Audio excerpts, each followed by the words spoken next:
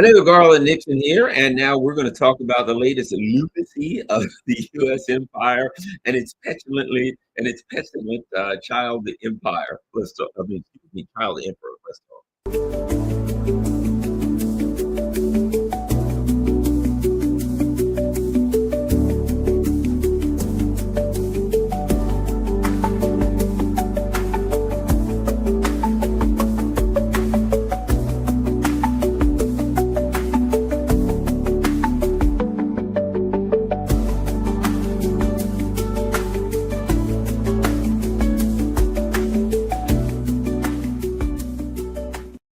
Hello, Garland here. Excuse me, I'm fooling around with my sound, and I'm glad I did. I had some extra weird stuff going on. All right, let's talk. Let me just make sure we're rocking and rolling on Rockfin. Are we?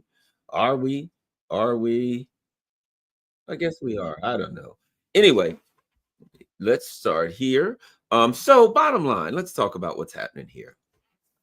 I think, and the latest shenanigans of Trump, right? I think what we're looking at is a highly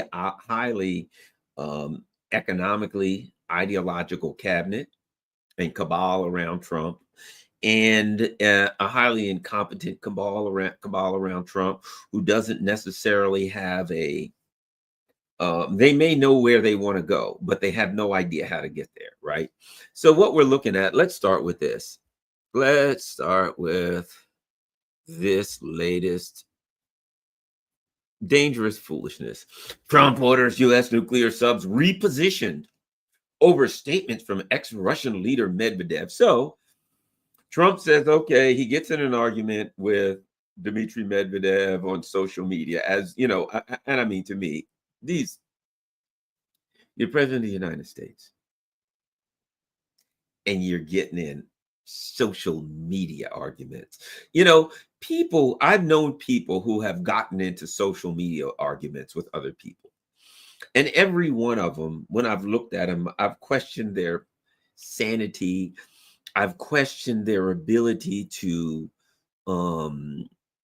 really be able to consider, here's a better word, emotional intelligence. There was a great book, I think it was Daniel Goleman, Emotional Intelligence, right? There's intellectual intelligence. We've all known people that were intellectually intelligent, but emotionally were, toddlers, right? And if you're arguing with somebody on social media, your emotional intelligence is pretty low. I mean, that is just indicative that you have very low emotional intelligence, right? So Donald Trump's arguing with me. He's the president of the United States. He's arguing with Dmitry Medvedev, and so at any rate, let's go read this. In a warning to Russia, how that's a warning to Russia? In a warning to Russia, think about what sense that even makes. Russia has the nuclear capability to turn the United States into a parking lot, and the United States has the nuclear capability to turn Russia into a parking lot. So what kind of a warning is it? Hey, you better watch it because I'll kill us both. It's suicide bomber thoughts. But okay, this is the U.S. empire, and this is how the idiot lunatics in this right. Russian President Donald Trump said Friday he's ordering the reposition of 2 U.S. nuclear submarines based on the highly provocative statements of the country's former president. So based on what the former president said, I'm going to put 2 more nuclear subs in the area. Now, first question, does that change the equation any?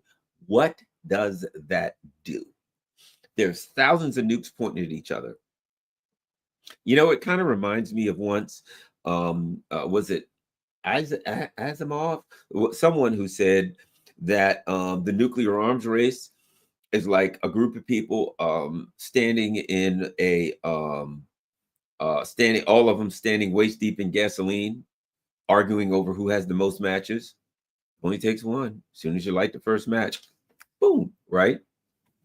So Trump posted on his social media site that based on the highly provocative statements from Medvedev, he had ordered 2 nuclear submarines to be positioned in the appropriate regions, just in case these foolish and inflammatory statements are more than that. The president added, words are important and can often lead to unintended consequences. I hope this will not be one of those instances. It wasn't immediately clear what impact Trump's order would have on U.S. nuclear subs, which are routinely on patrol in the world's hotspot, but it comes at a delicate moment in the Trump administration's relations with Moscow, right? Now, here's what my immediate thought is, I don't even know if they reposition subs. You know what I mean? Because here's the bottom line. There's nuclear subs off the coast of Russia all the time. There's nuclear subs off the coast of the US all the time. There's multiple nuclear warheads all over creation pointed at everybody all the time. The reality, in the physical reality that we deal with, repositioning two nuclear subs does absolutely nothing. And everybody involved knows that. Now, what does repositioning, what does saying, whether you did it or not, what does saying that you reposition two nuclear subs do? It just, it's an ego thing. Oh, yeah, you're going to get smart with me. You think you can talk to me like that? Watch this. Put two nuclear subs in the area. Ha ha. Checkmate. I showed you my power. It's a demonstration of power, but it's still a Mexican standoff. If I got a gun pointed between your eyes and you got one pointed between my eyes, and neither one of us wants to pull the trigger, right?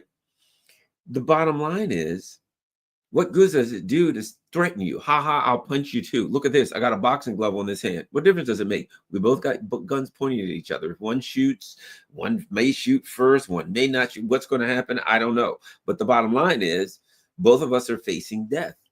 And to threaten somebody, and let me add this. Is it logical that because Dmitry Medvedev uses the word dead hand, think about this. He used the term dead hand. What does dead hand mean? Pretty much what most nuclear countries have. And that is, at least the major nuclear countries have this, a computerized program or people in bunkers, whatever the case, some manner in which if there was a decapitation strike against their capital and all the decision makers were killed, they still have a backup plan, dead hand. In other words, all of our decision makers are dead. We still have a hand that will push the button and make sure the other person's gone too. Mutually assured destruction. So Dmitry Medvedev used the dead hand term. Okay. Oh no. Dmitry Medvedev, I mean, and I'm just going logically because none of this is logical, but I'm just going to, for the purpose of this discussion, inject something that's not involved in this, which is logic. So logically speaking, Medvedev invoked a term that means if you launch a decapitation strike at us first, we have a method to respond. It won't work. If you attack us with a decapitation strike, we have a system in place that will respond and subsequently launch a strike back at you. So it's a reminder of mutually assured destruction. In fact, one could argue that Medvedev's comments are to avoid nuclear war, is to say, don't do anything dangerous because sure, we'll die, but you'll just let me remind you, you'll all die too. So what's the point? And Trump says, well, just in case it's more than words, what would it be? Why does it need to be more than words? He says, words are important. That can often lead to consequences. I hope this will not be one of those answers. Just in case these foolish, and he says, based on his highly provocative statements, just in case these foolish and inflammatory statements are more than just that. They are more than just that. They're statements of fact. If you launch a decapitation strike at me and kill all of my people, we have a system in place that will respond. Yes, it is more than words. It is a fact. So just in case it's more than words. Yeah, no, not just in case it's more than words. In fact, it is more than a threat. It is a statement of reality. That's like me standing there holding a bomb in my hand with the plunger on my thumb, and you got a gun on my hand pointed at me, and I said, we're in the room. And you're saying, I'll shoot you. And I'm saying, well, if you shoot me, I got my thumb on a plunger, and I'm loaded with explosives, nails all around me, and we're the only two in the room, and I got this plunger, my thumb on a plunger. Boom, my thumb goes up, we both go. You point the gun at me. Say, Garland, I'll blow you away. And I'd say, and if you do, my thumb comes off this trigger because as soon as I die and go limp, my thumb comes off the trigger. You can't get over here fast enough to stop it. You're on the other side of the room. So if you shoot me and my thumb comes off the trigger, you'll be just as dead as I am. So we need to negotiate. You don't need to shoot me, and I don't need to let my thumb. In fact, you need to hope that my thumb doesn't get tired, that it's not that I'll start sweating. Don't make me too upset, because if it sweats, it may slip off. Any way you look at it, we both die, right? Now, what are you going to say? I think that's a threat. Well, in fact, it's more than just a threat. It's a statement of fact. You do that. If A happens, then B happens. And the result is C. We both die, right? That's all. A plus B makes the outcome of C. And consequently, A gives you the outcome of C. Because if you do A, then B is axiomatic. It's an axiom. If you do A, B is self-evident. And that gives you C, you die too. You might as well put the gun in your mouth and shoot yourself, unless you just want to shoot it, right? So for Trump to say, oh, just in case they're more than just words, none of it makes sense. And the fact of the matter is this. It's what we're seeing in policy now. Oh, you offended me, country A, you're getting sanctioned. It's pretty much the opposite of what we got with what Trump said he was going to do with MAGA. But let me continue on with that before we get to the whole economic part of it. So in a nutshell, what we're looking at is Donald Trump being in a situation that he can't deal with. For starters, and when I say can't deal with, I mean he's unable to deal with. He's ill-equipped to deal with. The neocons figured something out. The first go round, 4 years, they used Russiagate.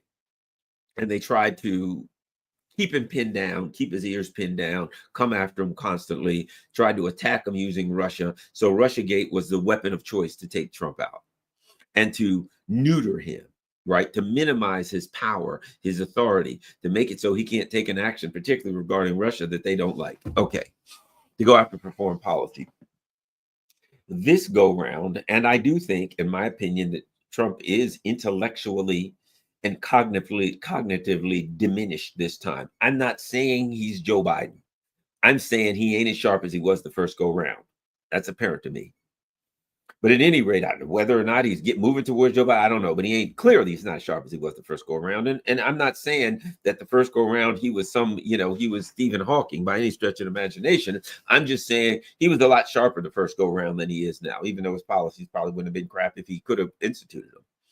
But I think what his adversaries have realized now is whether it's, hey, we can't use Russiagate to go after him this time, or it's simply we realize that he ain't that sharp and can easily be manipulated, rather than go head to head and fight him and try to take him out and diminish him. They're just looking at him saying, I think we can outfox him. So one of the things I think that's important here to understand that's going on with Trump, foreign policy, particularly regarding Russia.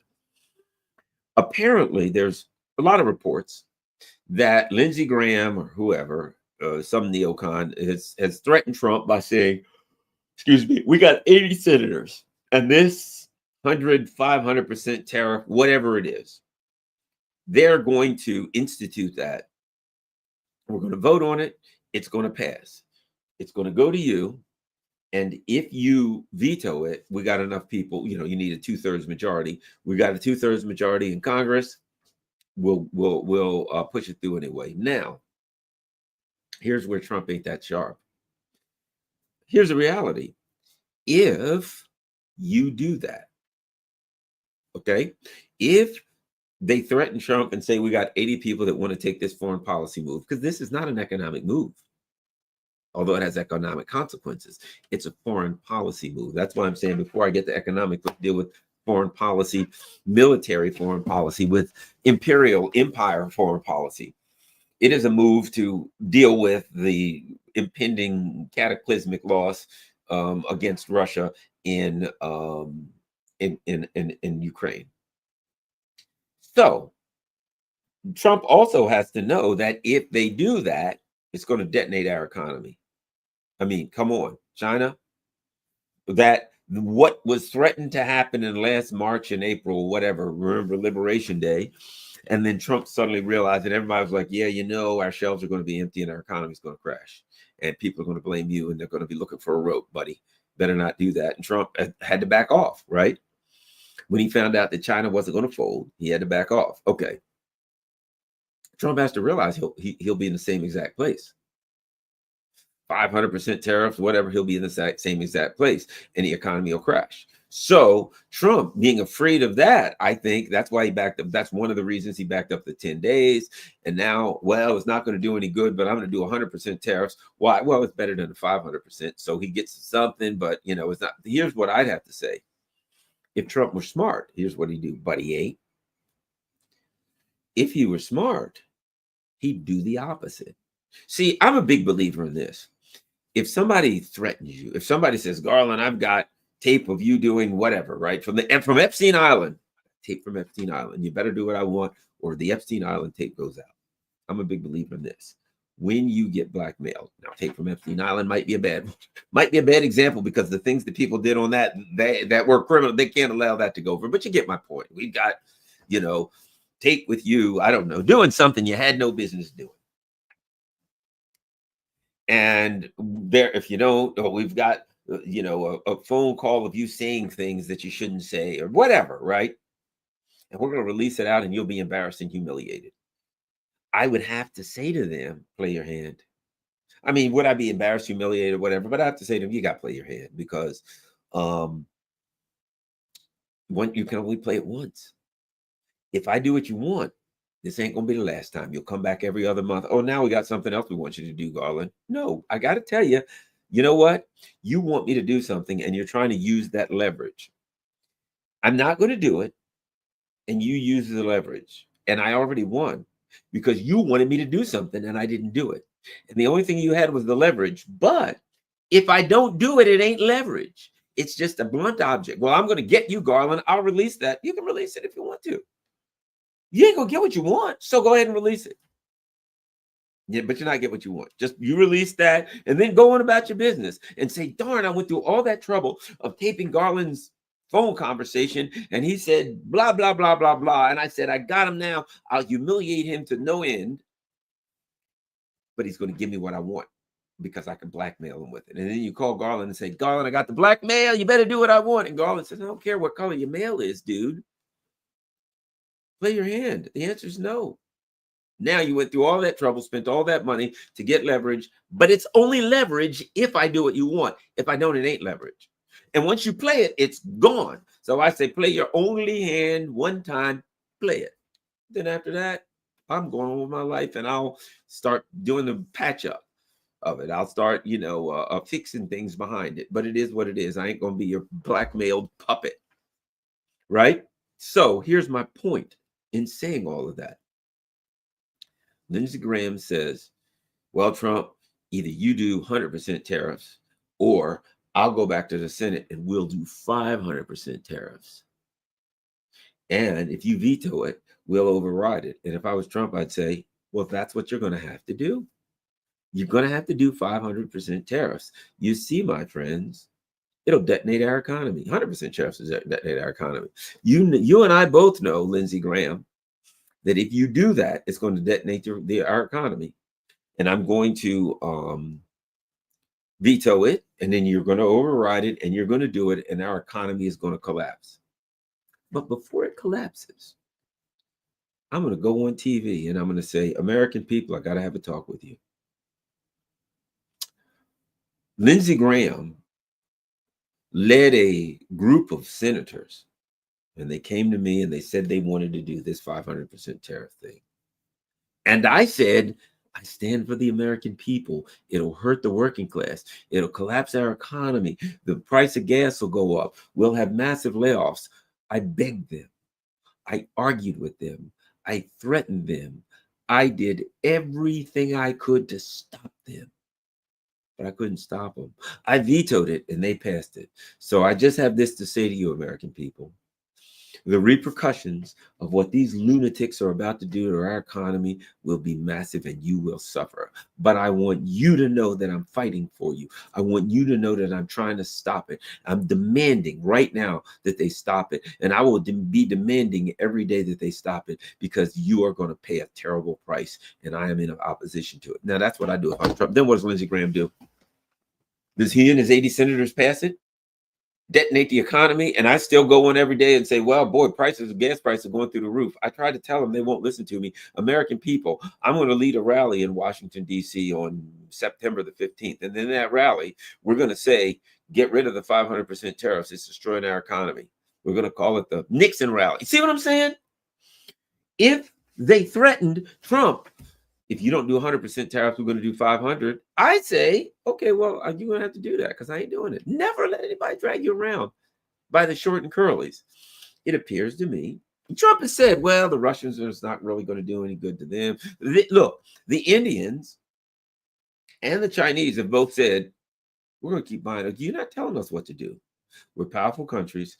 We are just going to keep buying it. If you do 100%, you do 100%. You know what's going to happen. The Chinese are going to say, you know what? So much for those rare earths. Oh, and by the way, it is what it is.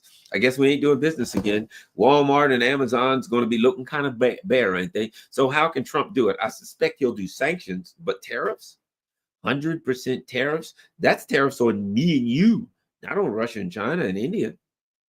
So the bottom line is,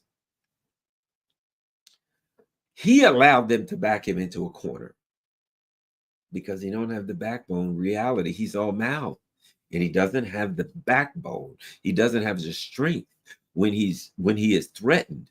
He doesn't have the strength. If he is, and that's the word. The word out is that they told him they got 80 senators that'll pass it anyway. You got to say to them, that's what you're going to have to do. Well, if you veto, we'll override it. That's what you're going to have to do because I'm going to veto it. I'm going to do what I'm going to do. I can't control you guys. It's going to detonate our economy. So now the bottom line is Trump is saying on August 8th, that'll be 10 days from his original, which would be next Friday. What Trump is saying next Friday, 100% tariffs on China and Russia and who knows, I guess Turkey also, Iran, Saudi Arabia. Saudi Arabia buys a lot of Russian. In fact, I think they buy Russian diesel. I think they buy some of it and resell it. Saudi Arabia does business. So we're going to do 100% tariffs on Saudi Arabia. Well, gee, we buy oil from Saudi Arabia, don't we? 100% tariffs on that. Additionally, here's the other thing about the tariffs. That again, the boy emperor, that's absurd. So Trump says, we're going to do tariffs on Canada. Why? Because they're recognizing Palestine. I didn't know that was part of the economic health of the United States. Trump ran on Make America Great Again, America First, MAGA, right? And now, what does Trump say? Oh, by the way, I'm the peace president. And now the reality is coming out, 6-7 months in. What's Trump saying? Number one, I'm sending nuclear subs over towards Russia. And by the way, Russia, now, when he says a deal with Russia, he means capitulation. Russia has to do what we want, to which Russia says, well, we're not going to do that. Well, in that case, I'm sanctioning everybody else, anybody who buys your oil. The more countries that buy the oil, the more difficult it is on the U.S. The more countries that buy oil from Russia, the more difficult it is on the U.S. And might I add, as hard as it is on the U.S., and apparently the Europeans are saying they're going along with this. In a way, good, because it will hasten the end of these Nazi regimes, of these totalitarian regimes in Europe. It'll hasten the end because the U.S. does have some oil of its own and can get some oil from Canada and stuff like that. Now, number one, if it were to actually, here's the other thing I like. One of the things I've said, even when you win, you lose. You ever heard that term? Even if you win, you lose, right? Meaning, even if you get what you want, you're not going to get what you want, right? If you say, for the sake of argument, that Donald Trump said, all right, 100% tariffs, India and China, particularly, stop buying Russian oil. If India and China stopped buying Russian oil, where are they going to get it from? Oh no, you can't get it from Iran. They're sanctioned too. Okay, so they got to buy it from the UAE, Saudi Arabia, things like that, as if there's enough oil to go around. But what's going to happen to the price of oil? It's going to skyrocket. You take Russian oil off the market, the price of energy will skyrocket, and you'll have trouble getting it because I don't think they pump enough. But here's a greater problem. Saudi Arabia buys Russian oil, which means they got 100% tariffs, which means if we buy oil from Russia, I mean, from Saudi Arabia, when it gets here, we got a tariff at 100%. Or if Saudi Arabia stops buying Russian oil, they won't need to. They'll make so much money. The price of oil could go up 50 to 100%. So now, let's just for the sake of argument, gas is $4 a gallon. Now it's $5.50, $6 a gallon. How's that going to work? Our economy is going to go to hell, and you'll have trouble getting gas. There'll be a gas shortage. For what? And what are we doing again? This is over the Ukraine conflict, a conflict that Russia is winning. Might I add that there's no way that Russia's going to lose this. Ukraine is set up to lose. You armed them with inferior arms against an opponent that was already superior. And then you gave them ragtag stuff. Here, we got some of these tanks, use those, and some of those tanks use them, and some of these tanks use those, and some of those, and stuck everything together in all different ways. And you utilize people, to be quite frank, from what I've seen of the NATO and Western military minds, I am not impressed. I mean, you threw these people right out into the middle of the minefields and just they literally said, yes, we're going to do a counteroffensive. I saw some of the video. And it was like, okay, here's a group of Ukrainians, and we'll send them out to go after the Russians straight into the minefield. Oh, what do you know? They all got killed. Okay, send another group. They just sent these people to be slaughtered like lambs. That's not a war. But they put a whole lot of NAPO trolls on Twitter. I guess that was supposed to do something for a while. So they waged an information war. They threw the Ukrainians into the minefields to get slaughtered like dogs. And now that reality is catching up on them. The best they can do is say, we're going to detonate our own economy. The reality is this. The empire is crashing, and the world is looking at it. The empire is irrational, and the world's looking at it. And the best that the U.S. is going to be able to do is blame one guy. The best the U.S. empire is going to be able to do is just blame it on Trump. As if Trump somehow decides to say, we're going to do 100% tariffs on India and China. What happens if India and China don't want to play along? What happens if we go back to where we were last spring? And China says, turn all your ships around and bring them back. Because, I mean, come on, 100% is not. It might as well be 1 million. It might as well be 500%. So China turns their ships around. And then we're sitting there saying, what about all that stuff that we usually get from China? We ain't going to be getting that for a while. Walmart, they'll be empty. Give them 4 or 5 weeks. How long can we hold? We'll be where we were before. And China will surely retaliate, most likely, with what do you call it? Rare earth minerals, but other stuff. So now what we have is, I think the other part of it is this.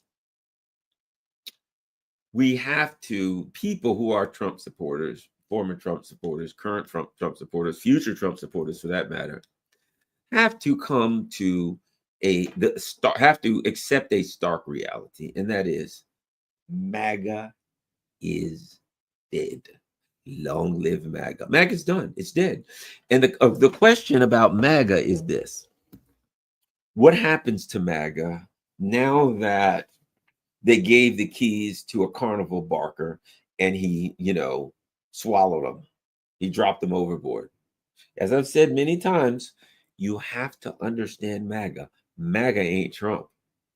2008, on the so-called left, You had what was that called? Occupy Wall Street, and that was a reaction to um, the bailouts and Wall Street and all of that. And I truly believe a big part of what happened with Occupy Wall Street, knowing people who were involved, who went there, know a lot about it, that it was really infiltrated by deep state. Yeah, really infiltrated by deep state. Yes, yes, I'm pretty sure of that for a number of reasons. They got in there, they brought in the anarchists, so-called anarchists, and the way they clogged everything up was just said, look, anything we do has to be unanimous. If it isn't unanimous, we have to vote on everything, and then it has to be unanimous. And if it isn't unanimous, we can't do it. Well, that's a recipe for disaster. That's a recipe for a log jam. You'll never be able to do anything. So I'm pretty sure that Occupy Wall Street was completely infiltrated and taken over by agent provocateurs from the deep state, and it just dissolved. It fell apart. It was nothing. A bunch of people standing around tents, and there were people that went in and said, "Are you making demands?" No, we're not going to talk to the system. I'm not saying you could at least say we're starting a revolution. I don't know, whatever you wanted to do, but they were doing nothing, going nowhere. Okay, that was the so-called left, right? The Democratic Party's version of the left, at least. And then the conservatives woke up something called the Tea Party, right? And it was called that, bit taxed enough already, but that had some life to it. And a bunch of Tea Party people won in 2010, but a lot of them were AOC types. They got in there and they just filled their filthy pockets and went on about their business. But the Tea Party was around, and what was their first argument? The first argument of the Tea Party was the bailouts are wrong and we're pissed about it. It was legitimate. It was a legitimate, had some cultural, maybe some outcome difference, how you get there, etc. Differences with them, but it was a legitimate, you would call it a populist, maybe conservative, right wing. It was a legitimate conservative backlash and movement, and strong, very, very powerful, large. And that was around, and then they hadn't got their appetite satiated, shall we say, their thirst for change. And Trump came along and he gave them the MAGA stuff. Yes, make America great again, blah, blah, blah. And they latched onto it. Now, like, okay, that's great. We can run with it. But Trump and most Democrats think that it's just about Trump, that those people don't care about anything, no matter what Trump does. I don't believe that. Is there an element like that in the Trump base? I believe there is. But I also think there's a very powerful element who really kind of believes what they say. When they say, hey, we're America first, they mean America first. They mean spend the money here, not overseas. When they say we're sick and tired of foreign military entanglements, they mean that. And there is a significant percentage of that group who is already leaving Trump, walking away, and they're sick, and they've had it with they're with the Republican Party where I am with the Democrats. And they're like, look, I tried with these people, but they ain't going to listen. And I'm done. And they won't be easily brought back. So now Trump's complete and total betrayal of MAGA, I don't think that a lot of the MAGA people are just going to fold their hands and say, okay, well, we wanted certain things. We didn't get those. We got the opposite. We got Epstein. We got MAGA, make Israel great again. We got neoconservatism. We got the continuation of the Biden wars. We got even more bloated federal budget. All of the things we didn't want, we're getting all of them. Oh, by the way, we're getting censored.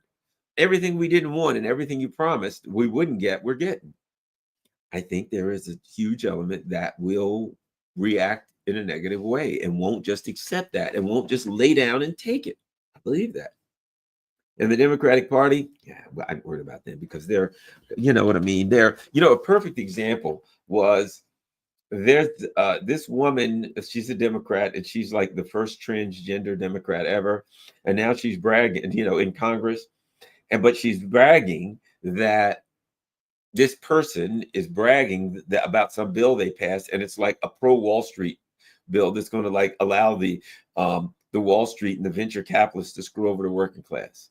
That's the Democrats. That's why the Democrats have like 0.00%. I'm being facetious, but like 15% or 20% approval rating, because they're like, yes, we've got a transgender person. We stand for diversity. And you're like, okay, what's this transgender person doing? Oh, screwing us all for Wall Street. I'm supposed to be happy? Like a white guy could do that, or some old Uncle Tom black guy, you can bring him in to shuffle it on in and do what his master tells him. Jewish, it doesn't matter.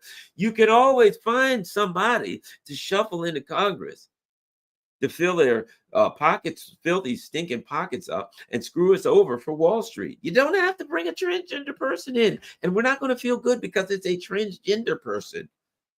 A diverse group of Wall Street puppets ain't getting the job done. So screw the Democrats. They ain't even part of the conversation. And the Republicans aren't either.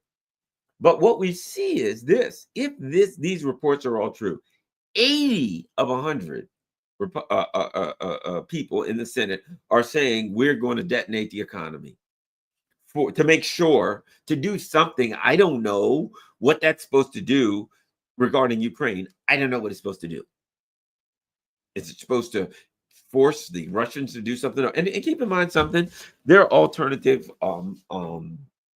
alternative motives here too. You know, I go on Indian TV fairly regularly. And one of the things I've said to them, I've said, look, you got Ukraine. That's a Russia soft spot. Taiwan, a China soft spot. I said, and I've been saying this for years. It's just a matter of time before they go after your soft spot, which is the region, the Kashmir or whatever region it is. It's just a matter of time before they go after that, because you aspire to be a world power, and Russia and China's in their crosshairs, and you are too, whether you know it or not. So part of this whole thing also is to stop the rise of India. India aspires to be a world power. One of the things we're seeing here is a move to, they were looking for an excuse to put tariffs on India to hurt India, to stop any economic rise of India, and which is terrible for this reason. I know how much you know about India. There's a lot of poor people there, a lot of poor people, a lot of extremely poor people. You know, there's 1.5 billion people or something in India, billion and 1.4, 1.5 billion, right? There's a lot of people there, and there's a lot of poor people. I mean, like some of their cities, Mumbai, one city, Mumbai, the slums of Mumbai, which are, when I say the slums of Mumbai, look it up on YouTube. Lots of people, and they're extremely poor, right? 5 million people, 5 million people, right? So let's show watch this. Population slums of Mumbai. See if I can find it. Let me see.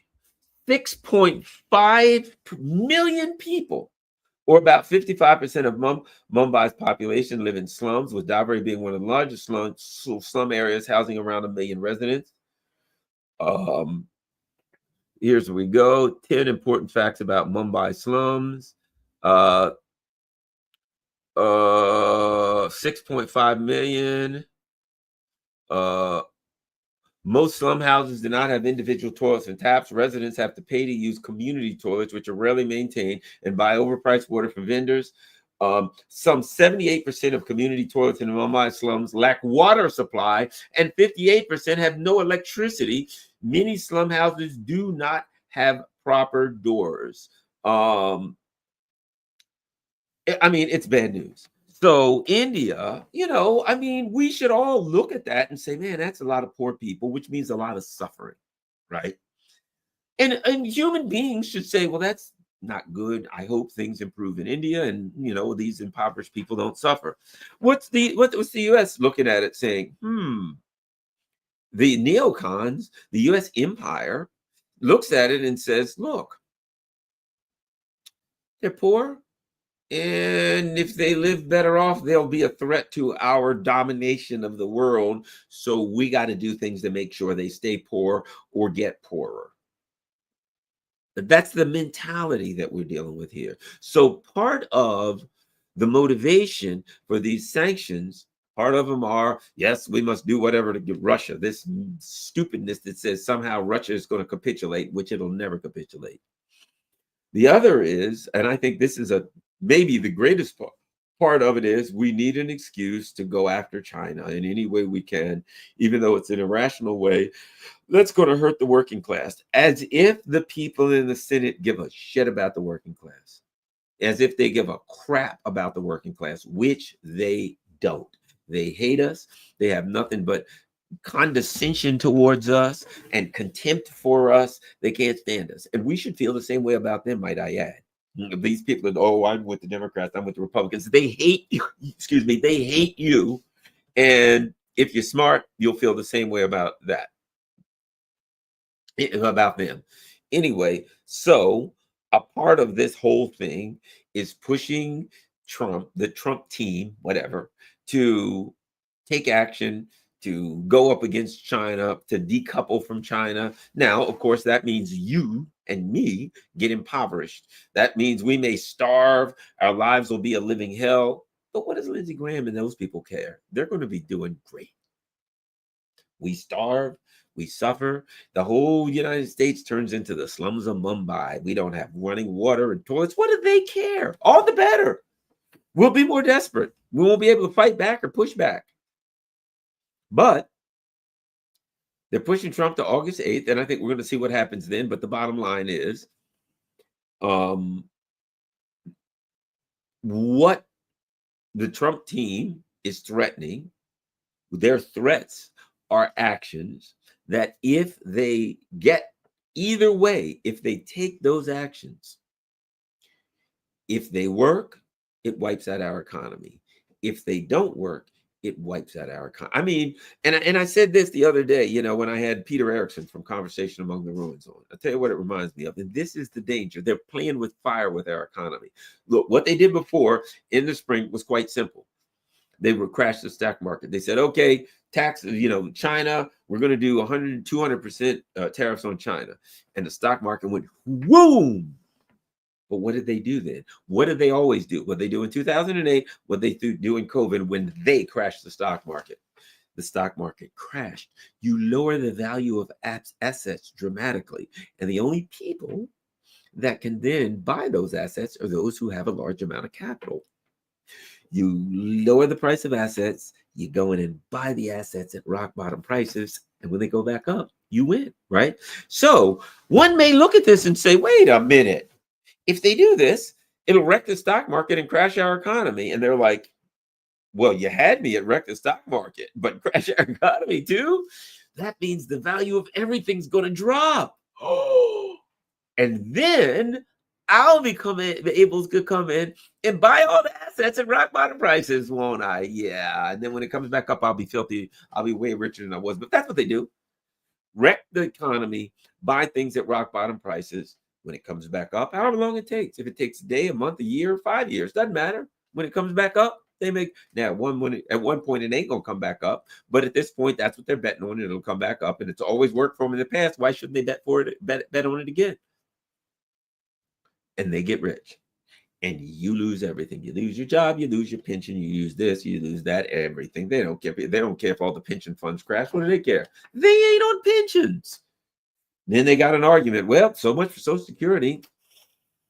Guess it's gone. Oh, well, we don't have to cut it anymore. It's gone completely. Medicare. Oh, well, you know, we can't afford those such luxuries as Medicare for you. So that's, you know, too bad. So that's what we're looking at. We're looking at a class of people who have contempt for the working class, who are taking actions that they know before they do it will have detrimental, extremely detrimental effects on the working class, but they're doing it in the hopes that they can maintain some kind of a world domination, hegemony, or power. That's what they're doing. They're looking out for number one. If you look at the history, look at Britain and like the what was it, the East India Tea Company and stuff like that. What you had and what you have now is this. You don't have a government that's dominated by corporations.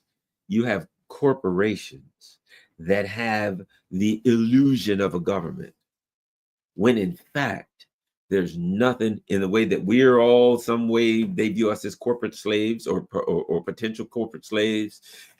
The government is nothing but a public relations outfit and a PR tool and an overall tool for the corporations. So they put them in there, they pay them, they keep their palms greased, and they get what they want. That's what the government is. We don't have people are like having expectations for the government. They do not work for you. They never work for you. They could give a crap about you. They answer to their masters, and their masters are in Wall Street. When people are like, yes, the people in Iran or Hamas or Russia or China, our enemies, or North Korea. My enemies are on Wall Street, dude. My enemies are in Langley, Virginia. They're on Capitol Hill. They're in Northern California. Okay, Silicon Valley. That's where my enemies are. My enemies are not in Russia or China or Iran or none of those places. Oh, there's a lot of working class people there that are my allies, not my enemies. My allies are not other working class people who are being oppressed by the same people that are oppressing me. We have a common enemy, a common oppressor. That's my point. We have a common oppressor, a common enemy.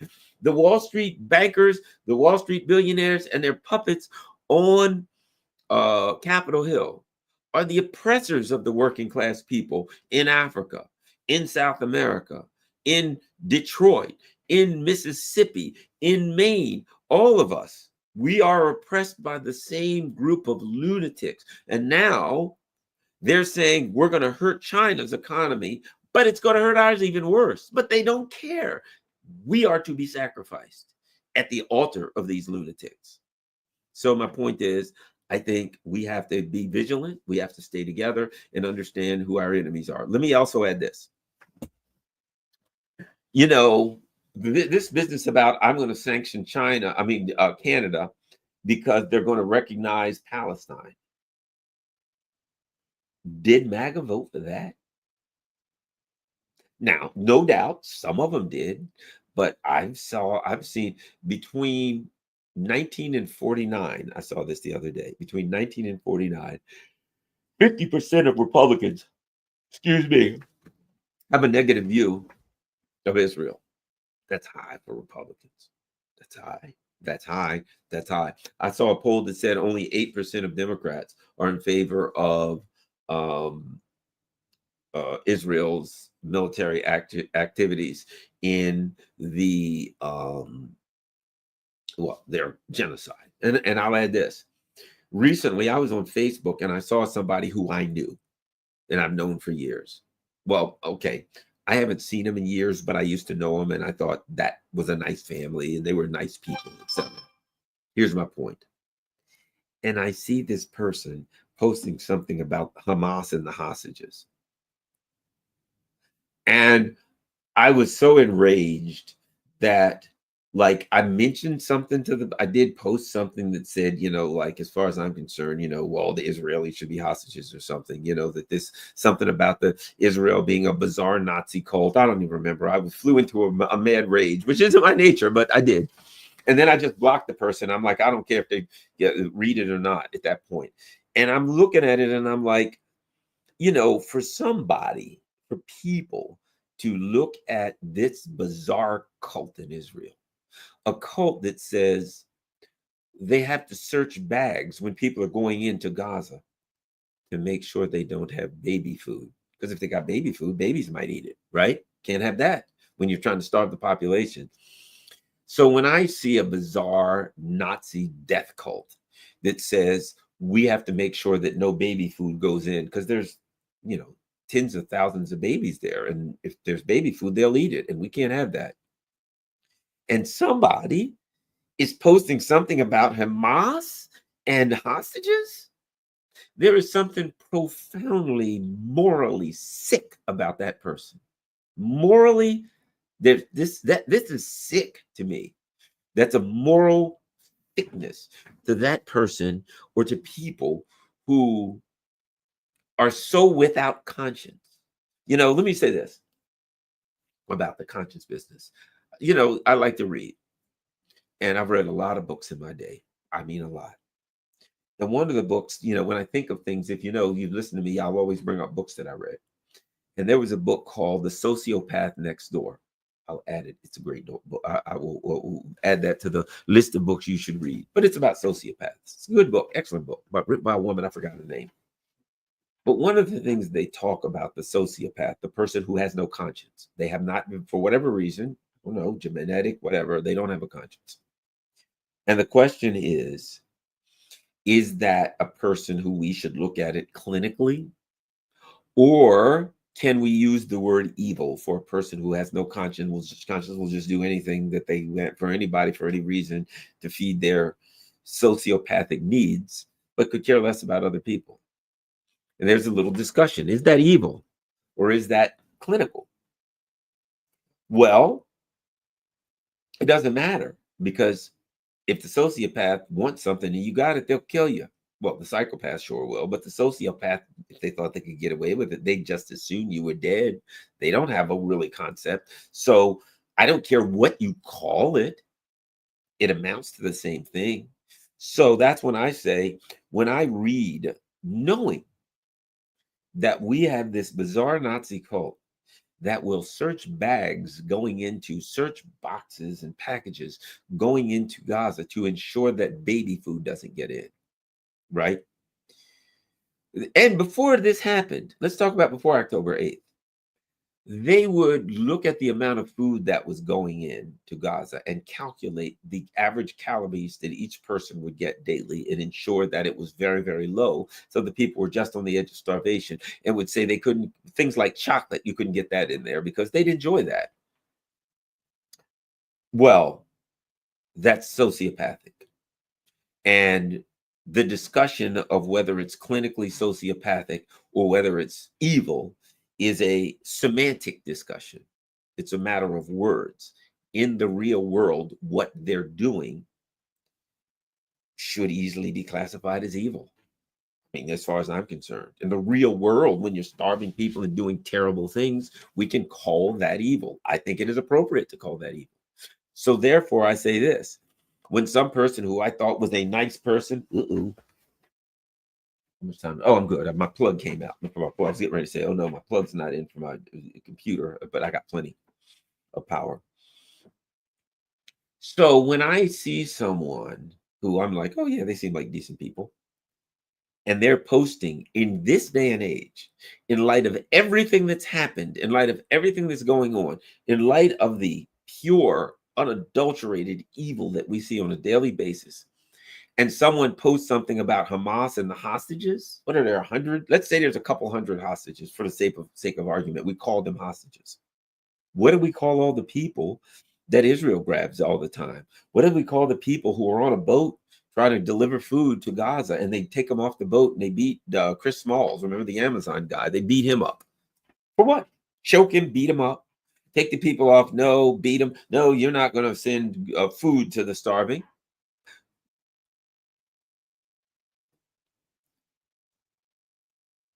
Hundreds of thousands dead. Tens of thousands of children. People torn to pieces, maimed, blinded, burned. Entire families wiped out. Genocidal actions. And somebody's like, hey, there's 150 hostages. Do we call that evil? I do. I call that evil. I call that the highest order of evil. And so when I saw that, I'm like, there's a person who, I guess in their mind, hey, they're my people. Those hostages are like me. They're my religion. They're my group.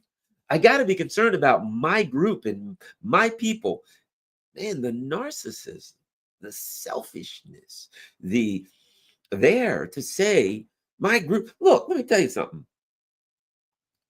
If somebody came to me and said, hey, Garland, some black guy beat some guy up and robbed them at an ATM store, do you think I'm going to be like, how's the guy doing? Is he okay? Now, I believe in the justice system.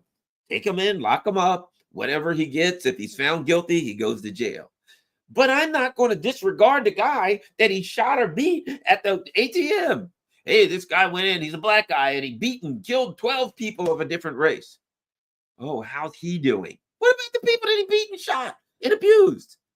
And afterwards, people are like, oh, it's terrible. Did you hear what happened to those 12 people? I'm like, that's not important now. What happened to the perpetrator? He's like me. He's my religion. He looks like me. He's got hair like me. He's like me. Forget the masses of people that are suffering. Let's just pick out the guy who's like me. The ultimate tribalism. I don't get it. I don't get it. I don't even get tribalism. You know, I remember working with this guy who was a very, very conservative guy. And I remember him saying, well, I'm a conservative. I'm like, yeah, whatever. You know, I've worked with cops. I work with a lot of conservatives. And as a conservative, we generally believe, and I remember thinking, we generally believe? We generally believe? I don't even understand that. I don't believe something because I'm a member of a group. I believe something because I have empirical evidence, data, or at minimum, an intuition. How about we say this? A hunch. Let's go with a hunch. I got a hunch that it's true. I have something that leads. I got an intuition. I just think that that's true. I'm not going to be, hey, Garland, why do you believe that? Well, I'm a member of a group. And as a member of this group, we all believe it. Is it true? Who the hell knows? But our group all believes it. What kind of idiot does that? And the same mentality.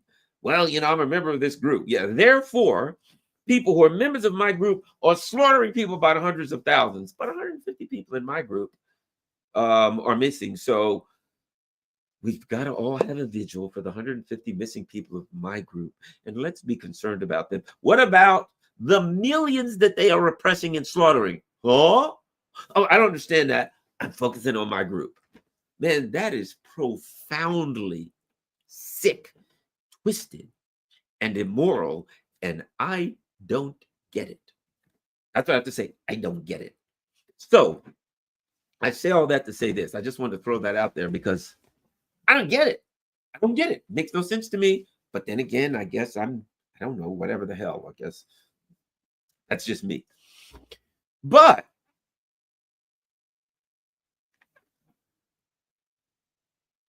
now we have Donald Trump, who has revealed himself. He's revealed himself for real. And that is now what he's showing is this. He is a Zionist first, Zionist second, Zionist. You know, when my daughter was little, I used to say to her, let me tell you something.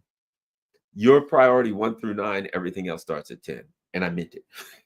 I meant it, right? And that's the way we should feel with our kids. They got to be priority 1 through 9. Everything else starts at 10. That's a fact. Every parent should feel that way. There's something wrong with you if you don't, and you're going to come up with a real screwed up kid if you don't put them as a high priority. But my point is, that's the way certain things should be in life. You got to have priorities. Donald Trump has demonstrated something. He said, I'm concerned about inflation. Canada's next door. We buy a lot of stuff from Canada, and they buy a lot of stuff from ours. So if his priority, as he claimed, was the American people and the working class and keeping prices down and making, you know, remember Trump, it's hard to buy, you go to the store and things are too expensive. We need to do something about that. But what does he say? Canada, which we buy a lot of stuff from, and we need Canada, and that helps keep inflation down, and that helps keep low prices. So what does he say? Well, you recognize Palestine. And Canada's like, yeah, which means nothing. They're starving and killing people. And you're like, hey, what are you going to do, Canada? They're starving people. We'll issue a proclamation that we recognize Palestine. And is that going to bring them food or water? Is that going to save anybody in the real world? No, but that's the least we can do. Correct. It is the least you can do. In fact, it is less than the least you can do. You got France and all these other countries saying we're going to recognize Palestine. Oh, kiss my ass. Recognize Palestine.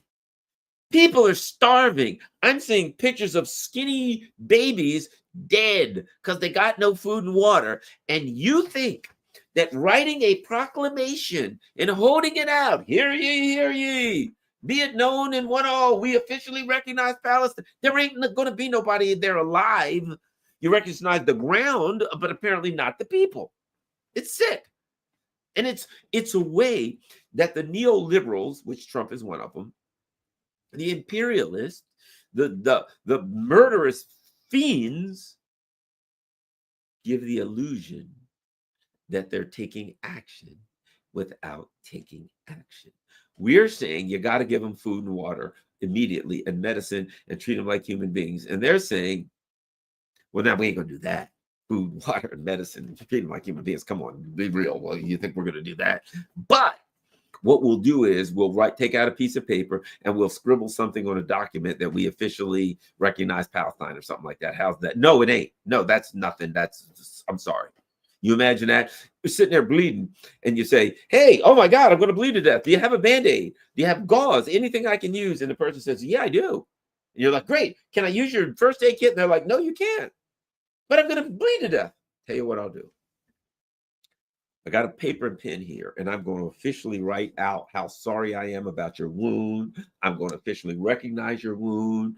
I'm going to request that the entire world all get together and officially recognize that wound and say that that wound should stop bleeding. A lot of good it's going to do me.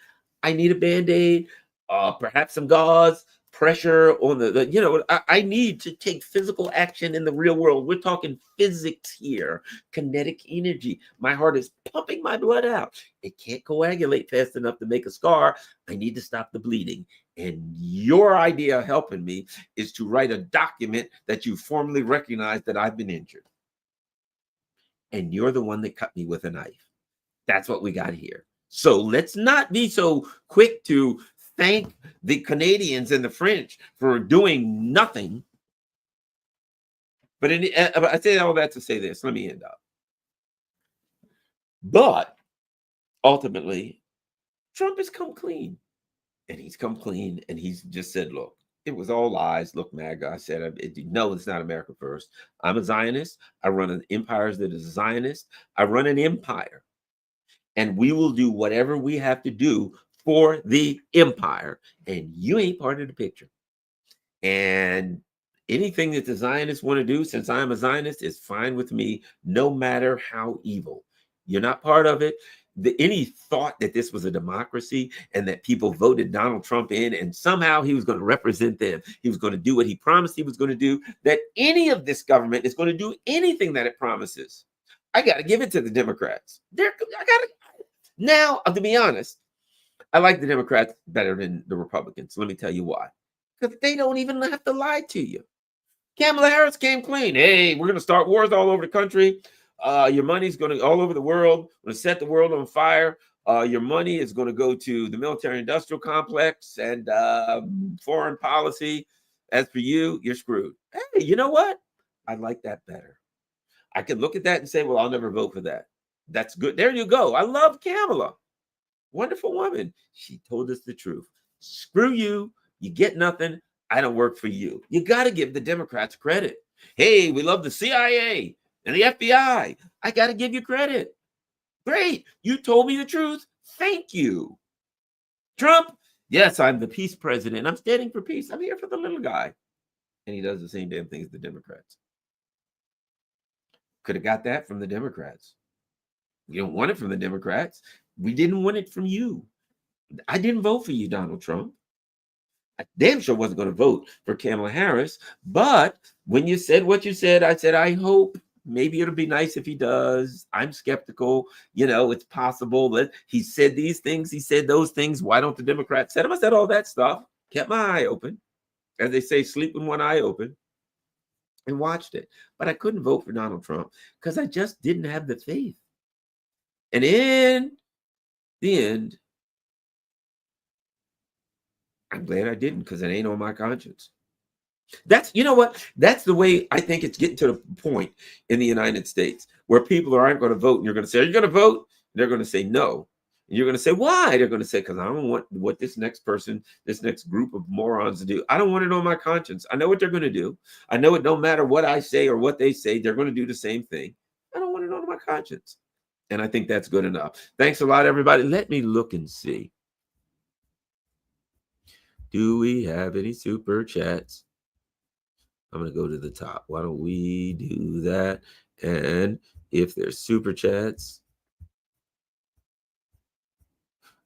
All right, we'll answer him. But boy, 7 o'clock, 7:05. We got Ray McGovern and Aaron Mate. Oh, we got some, and we're going to be talking about Russiagate. How cool is that?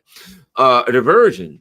So no one pays attention and investigates the GHF, the Gaza Humanitarian Foundation, was founded by Trump, funded by USAID. It's paid 140 million per month since its founding in February. Well, you know what it is.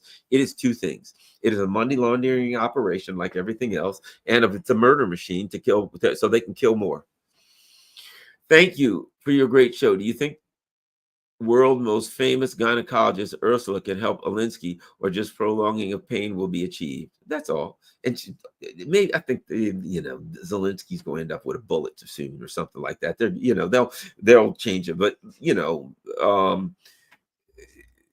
Ukraine is a tool to go after Russia, and it is failing. And Zelensky's is as expendable as the rest of the Ukrainians, as far as they're concerned. All of the Ukrainians and Ukraine is expendable, and he's expendable. And when they're done with him, they'll throw him out like a dirty dish rag. He knows too much. He'll probably catch a bullet or something, because that can't be allowed.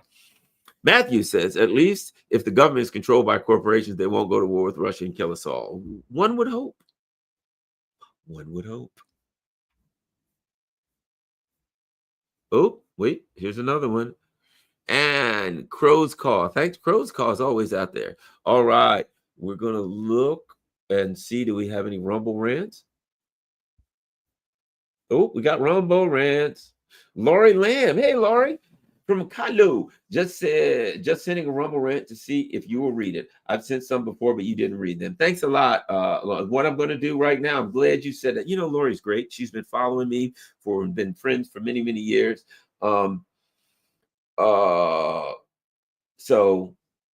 thanks a lot, Lori. I'm glad you said that. And from now on, I will surely read every Rumble rant thanks to Lori, because I think so much about Lori. Let me see. And I really appreciate all the many years of knowing Lori. Let me look at and see if we got anything going on Rockfin. Any Rockfin, whatever's. Let's see. Thank you for presenting this excellent discussion of Russiagate. Person made me laugh. What is this? Well, I'll tell you this. I'm looking forward to the next Russiagate, 7:05 p.m. Aaron Mate, Ray McGovern. How's that sound? That's good stuff, huh? All right. Thanks a lot, you all. Anything else? Oh, don't forget. Oh, there's my PO box. If you want to send anything to my PO box, there's PO Box 32, Glen Burnie, Maryland. By the way, follow me on Rockfin. Follow me on Rumble. Follow me on Telegram. If you can't afford it, to become a Patreon member, that's highly appreciated. Also, if you can do PayPal, buy me a coffee is an easy one, or of course, Cash App, anything like that is highly appreciated. Whether you can or not, I understand times are hard, but please make sure you share this on all your social media platforms. Out until 7:05. Well, by the way, if you want to catch me, it's from 6 to 7 p.m. I do my radio show in Washington, D.C., which is WPFWF 89.3 FM in Washington, D.C. So you can go to WPFWFM.org and you can listen to my show live from 6 to 7 p.m. My radio show, taking calls in all of Washington, D.C. And then, of course, and I take callers and all, it's a blast. And of course, 7:05, Ray McGovern and Aaron Mate. I'm out.